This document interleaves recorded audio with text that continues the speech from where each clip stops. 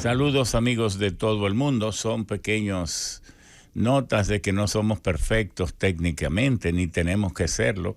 Sería bueno serlo, pero no es tan fácil. Siempre hay en estos trabajos en vivo. Hoy, 28 de noviembre del 2021, tenemos una conversación interesante con ustedes, con el pueblo dominicano. Ojalá que ustedes participen con sus llamadas y su interés en la factura, en la realización de este evento tan importante. Pues bien,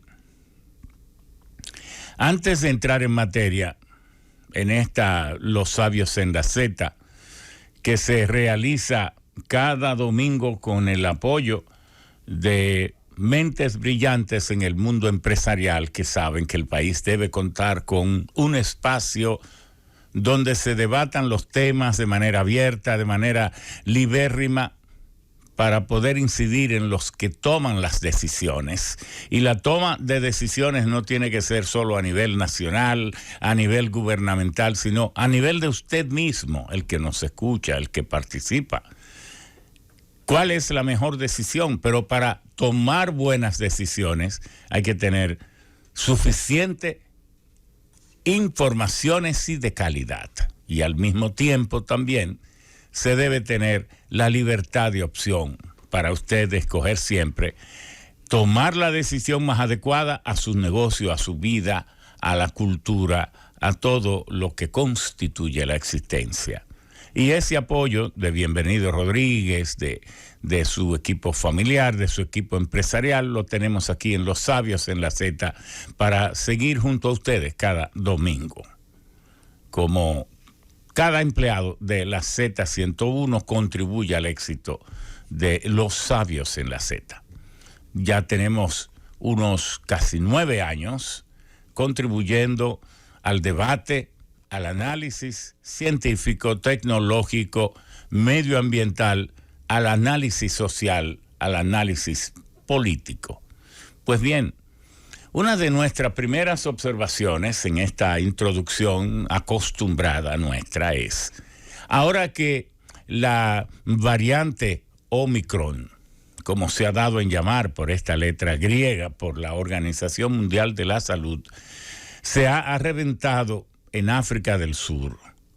Ahora que esta pandemia ha puesto de rodillas al mundo, ahora que estamos aterrados por los efectos pasados, presentes y por la amenaza de que no termina de redimir esta pandemia, cabe la pregunta, para despejar dudas, ¿por qué la OMS y por qué las naciones con los centros de investigación científico-tecnológica más grandes del mundo no estudian la situación de Haití y de África?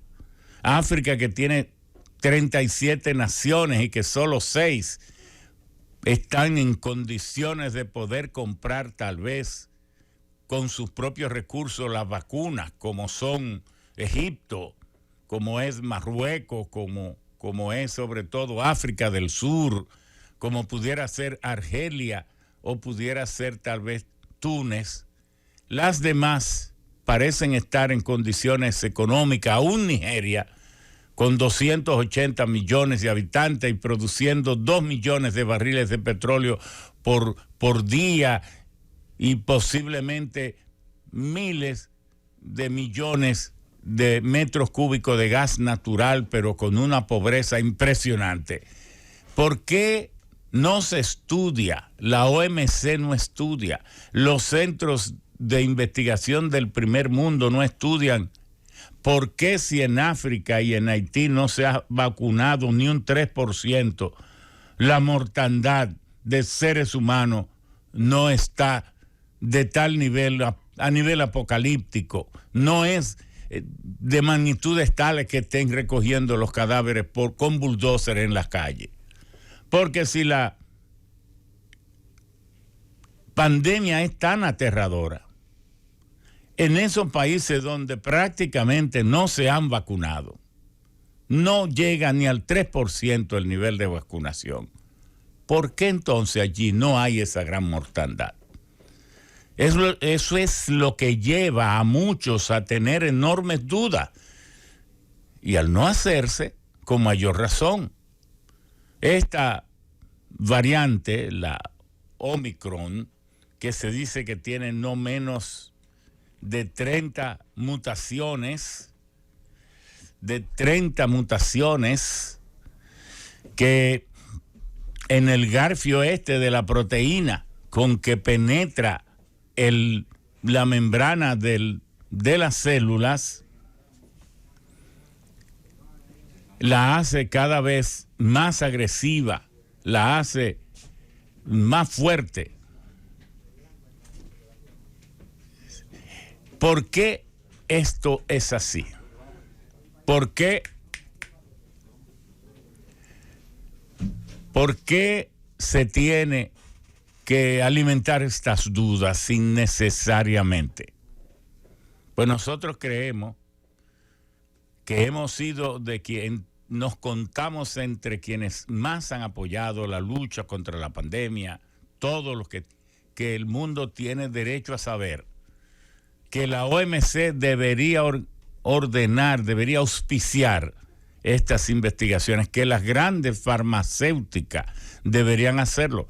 ¿Por qué, si la pandemia es tan terrible, tan aterradora, por qué entonces si Haití no se ha vacunado ni un 3%, ni África? África tiene sobre 1.500 millones de habitantes, el mundo solo tiene 8.000 millones, es casi, entre las naciones que no se han vacunado un 3%, llegan al 25% en el mundo. ¿Por qué entonces allí no se están recogiendo los muertos en la calle, con bulldozer empujándolos como piedras viejas o como arenas en el mar? Esa pregunta va a pender fuertemente sobre las aclaraciones que hace tiempo que deben haberse hecho sobre la naturaleza de este virus.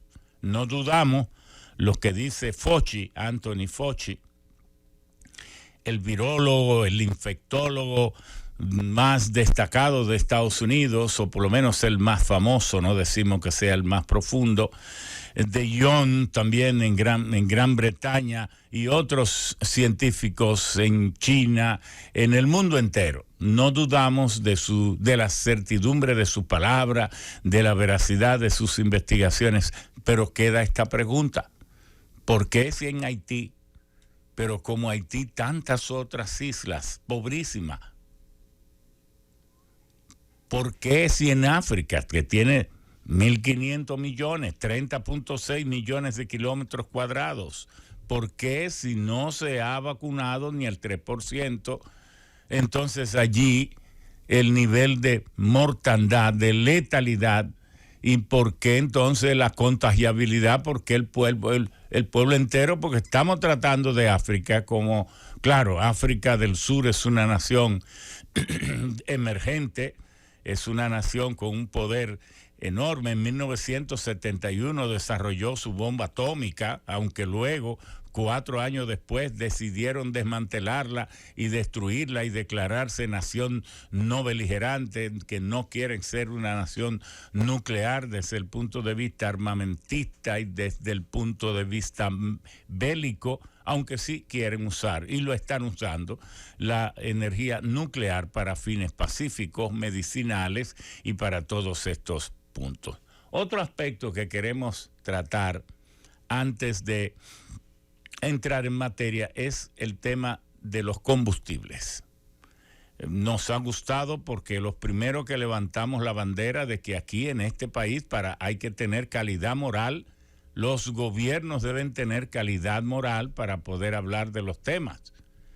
No es posible que se esté exonerando los combustibles a las grandes corporaciones cuando ya no hay motivo para hacerlo, porque queremos aclarar esto de las exoneraciones. Antes de 1992-93, era razonable que alguna empresa que viniese a instalarse en el país, o empresa nacional, exigiera un régimen de impositivo, cónsono con el resto del mundo, porque si no se iban a otra parte del mundo. ¿Por qué? Porque antes de 1992-93 aquí no se había hecho la reforma arancelaria ni la reforma tributaria. Bien se sabe que a todo lo largo del régimen de Trujillo aquí no existía el impuesto sobre la renta y el gobierno básicamente vivía de las aduanas. Por eso el tema de las aduanas, por eso Estados Unidos ocupó las aduanas, no en 1916, cuando nos invadieron oficialmente, sino desde 1903. Y ya habían adquirido los derechos a administrar las aduanas de la compra de aquel famoso préstamo, tercer préstamo que hizo la República. Primer préstamo fue en 1886-87 de la Homo Corporation. El segundo fue con la misma Homo Corporation para construir el ferrocarril de Puerto Plata a La Vega. Pero luego hubo un tercer oleaje de préstamos que fueron con la Westendorp. Y la Westendorp le vendió luego los intereses a la Saint-Domingue Improvement Company. Y fueron esas compañías que tenían el derecho de ocupar las aduanas porque las condiciones del préstamo señalaban que si el país no podía pagarlo a tiempo, le cedía las aduanas para su administración. ¿Y por qué las aduanas? Porque era la fuente de ingreso mayor. Entonces, aquí no había estructura impositiva, como debe ser el impuesto al consumo, que en otros países le llaman IVA, aquí le decimos ITEVIS. Por cierto, nos tocó a nosotros establecerlo. Nosotros éramos secretario técnico de la presidencia, ministro de Economía, Planificación y Desarrollo esa vez, y el coordinador del equipo económico, y allí estaba también Bernardo Vega como gobernador del Banco Central, estaba también Rafael Abinader como ministro de Finanzas, Bienvenido Brito como en Contraloría, y habían otros compañeros. Y eso constituíamos el equipo económico, que negociamos con el Fondo Monetario Internacional y todo eso, como República Dominicana iba a enfrentar aquella década perdida, que era la década de los grandes financiamientos de las naciones del primer mundo a las naciones pobres, sumidas en el subdesarrollo y la pobreza, pero que querían mejorar sus economías. Y allí surgió en 1982 el gobierno encabezado por Salvador Jorge Blanco. Y por tanto nos tocó esto. Desde luego, mucha gente dirá, diablo, pues Ramón tendrá cualquier edad. No, es que fuimos nombrados en esa posición cuando teníamos 29 años. Entonces, esa era nuestra edad. Y todo el mundo tenía, todos los años que han transcurrido y de allá hacia acá, menos, claro. Entonces, allí fue que, hablando con los miembros del Fondo Monetario, nos dijeron, pero aquí hay que crear un impuesto que sostenga el gobierno, porque cada día se caen las recaudaciones. ¿Y de qué va a vivir el gobierno? ¿Va a atracar el gobierno banco para buscar dinero, para como hacen las guerrillas? Pues entonces tiene que haber una ley. Bien, entonces, pero le dijimos, sí, pero es que el mismo presidente nuestro, siendo líder de la oposición del PRD en el Congreso, se opuso al IVA, al impuesto al valor agregado. Entonces tendríamos que buscarle otro nombre. Entonces a mí se me ocurrió buscar el nombre de impuesto a la transferencia de bienes, porque cuando se creó, y era solo del 6%, cuando se creó no tenía la S, porque Balaguer se opuso. Sin embargo, cuando llega al poder, entonces el doctor Joaquín Balaguer, Dios lo tenga en la gloria, fue el primero que lo ratificó. Entonces lo elevó de 6 al 8 y además eso le agregó la S, que es, como decir, agregarle los servicios. Bueno, ¿qué queremos decir con todo eso? Que en esos años, antes de 1992 y 93, si una empresa venía a establecerse en el país, o quería establecerse aquí, siendo nacional, tenían que buscar alguna forma de que el marco impositivo que iba a tener que pagar aquí en el país igualara o fuera mejor que el marco impositivo del resto del mundo. ¿Por qué iba a venir si entonces aquí había impuestos que llegaban hasta el 400%? Aquí habían bienes que para usted traerlos tenía que pagar el 440% de impuestos. Pero también cuando Trujillo, a la cédula, había gente aquí que pagaba 1 millón y 2 y 5 y 10 millones y era muy rico por la cédula. Y los demás pagaban 1 peso por la cédula. Oigan el disparate que había aquí. Para eso que viven loando a Trujillo. Un desastre. Entonces Trujillo confundió que las empresas y el patrimonio de él, personal y de su familia, es como si fuera las mismas arcas públicas. Bueno, entonces, allí esas empresas tenían derecho a exigir, no, pero yo quiero un contrato especial que me exonere para yo no pagar esos impuestos absurdos. Pero luego Balaguer inició, junto a un gran movimiento nacional de exigencia de reforma, la llamada inteligencia de cada país aquí, y se logró la reforma arancelaria. A partir del 1992, que fue la reforma tributaria, y luego en el 93, la reforma arancelaria, y los impuestos pasaron a ser homólogos, parecidos a los impuestos que se pagan en cualquier nación. Los aranceles igual. Entonces aquí no puede venir, ni el gobierno tiene que darle ningún incentivo de esa naturaleza a ninguna empresa para instalarse aquí. Y las que ya se habían instalado, aunque hubiera un contrato, no tenían que exigir mantener esos contratos. Nosotros luchamos, siendo senador, que inmediatamente se derogaran todos esos contratos, pero el poder, el soborno, el cabildeo y la debilidad de los partidos políticos y de la misma sociedad y del control oligárquico de este país por encima del interés colectivo, entonces impusieron que muchos de esos contratos, que se les redujeran todos esos impuestos y entonces los contratos permanecieran también. Y entonces muchos de esos contratos firmados antes de esa fecha permanecen, como el contrato de la Ferroníquel, de la Falcon Ridge, y otros más permanecen sin ningún motivo. Entonces, ¿cómo es posible que usted tenga 700,000 o 600, 500,000 motoconchistas tostándose el espinazo al sol, pero en conjunto pagan 15,000 millones por los impuestos de la gasolina que usan? Ahora el gobierno ha inaugurado, ha ofrecido que le va a colocar una exención impositiva focalizada. Ojalá se dé y se dé para todos, porque la verdad que tienen razón.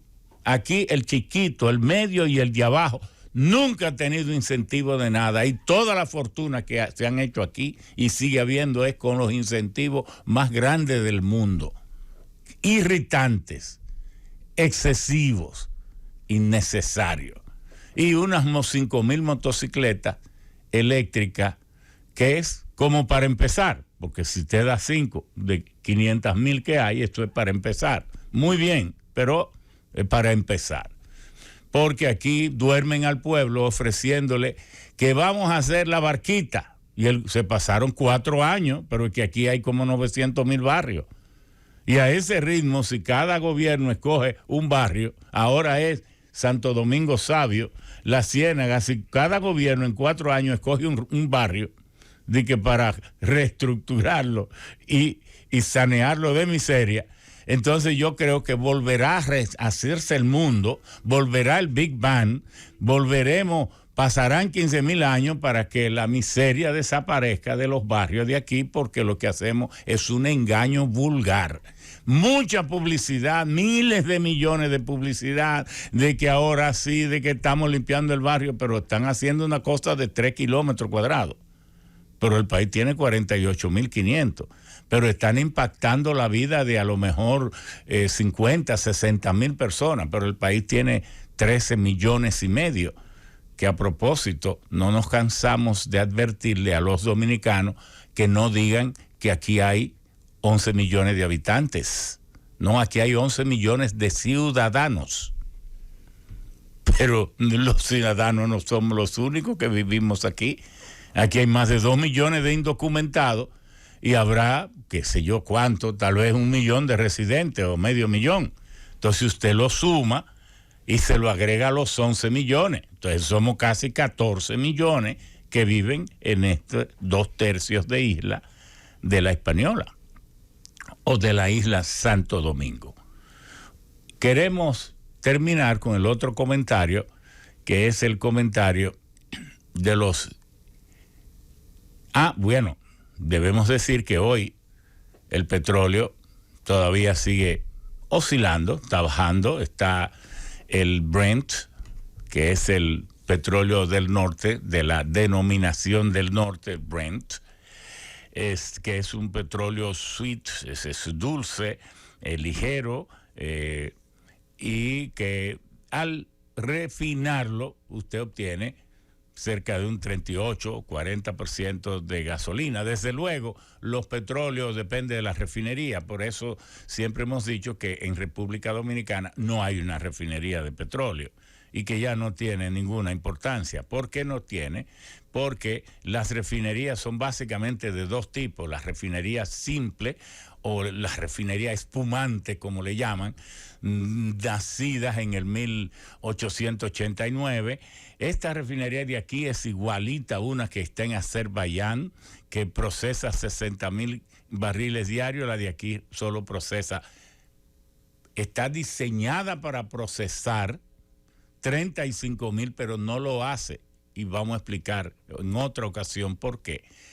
Esa refinería de Azerbaiyán de 1912 es casi idéntica a la nuestra. Mire, ese es el atraso que tenemos, porque las refinerías tienen la versatilidad y la posibilidad de convertir las fracciones del petróleo muy pesadas, como el fuel oil, el petróleo residual, por el craqueo y el formato, el cracking, rompen la molécula muy grande y entonces producen gasolina, porque la gasolina está integrada por unos 12 productos distintos que va desde el metano, el etano, el propano, el butano, el hexano, el heptano y el octano. Eso es la gasolina.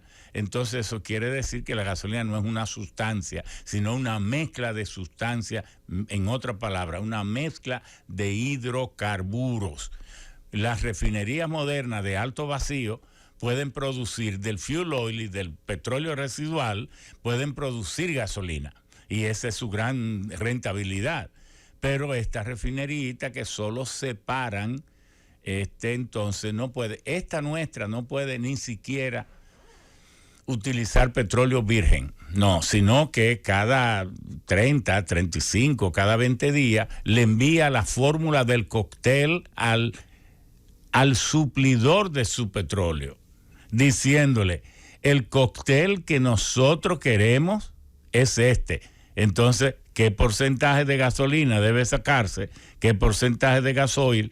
¿Qué porcentaje de gas? Etcétera. Por cada uno de ellos se le indica. ¿Para qué? Para que, como la refinería se inauguró en 1972 y entonces el país solo consumía 4 millones de barriles, hoy consume 50 millones de barriles.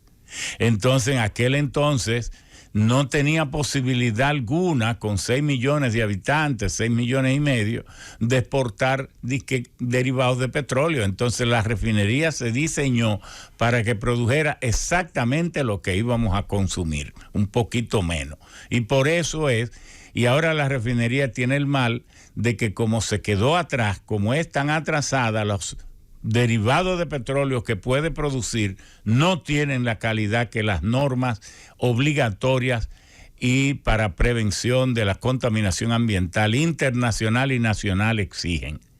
no puede producirlo. Entonces está condenada hoy, que solo tiene el 30-32% del mercado, a importar la mitad de lo que va a vender. Eso quiere decir que solo puede producir la mitad de lo que pudiera producir, para importar esos productos de alta calidad y entonces mezclándolo con lo que produce aquí de baja calidad, poder reunir la calidad adecuada para que sea aceptable sus ventas en el mercado nacional. Entonces, de los 134,000 o 140,000 barriles que consume el país, la refinería cada vez va bajando y va cayendo en un punto de prácticamente. Y mucho de la subida de los márgenes de comercialización con que se castiga al consumidor aquí se debe para que los importadores importen menos y no le quiten más mercado a la refinería. Oiga esto. Vamos a analizar en un momento todo esto para que el pueblo sepa toda la verdad. Y por eso es que nosotros hemos mantenido aquí diciendo que si el PRM ofreció que iba a desmantelar y a poner en claro todo el manejo de los combustibles, ¿por qué ese informe nunca ha aparecido? Ahora todo está bien. No, y así no nos vamos a callar porque no todo está bien. Si usted se va a Puerto Rico, descubre que el margen que ganan todo lo que participa en el negocio de los combustibles en Puerto Rico es la tercera parte de lo que se gana aquí. ¿Y por qué hay que masacrar al pueblo dominicano? Y eso usted lo puede... Puerto Rico tiene el mejor servicio de proconsumidor. Aquí le llamamos así. Ellos le llaman DACO. Departamento de Asunto al Consumidor. En Puerto Rico no se fijan los precios de los combustibles. Se sugieren porque DACO tiene una batería de analistas y le analizan a cada compañía a cómo le sale cada uno de los combustibles. Entonces le publican en la página de DACO el precio sugerido. Osiris, hazme el favor, búscate ahí DACO, D-A-C-O. Y ahorita, después de la pausa, tú nos vas a explicar cómo es en Puerto Rico, porque todo lo que nosotros decimos es para que se verifique. No hablamos por hablar, y a este pueblo hay que defenderlo, porque hay una estructura oligárquica que se alía a los gobiernos y entonces presentan al pobre pueblo sin mucha información como que las cosas son así y tienen que ser así. Y por eso es que aquí las estaciones de gasolina son boutique, como si fueran a tener pasarela, con las muchachas más lindas del mundo, enseñando sus virtudes en esas pasarelas. Ustedes no han comparado cómo son las estaciones de combustible de aquí y las de los países que ustedes visitan. Las de aquí parecen boutique.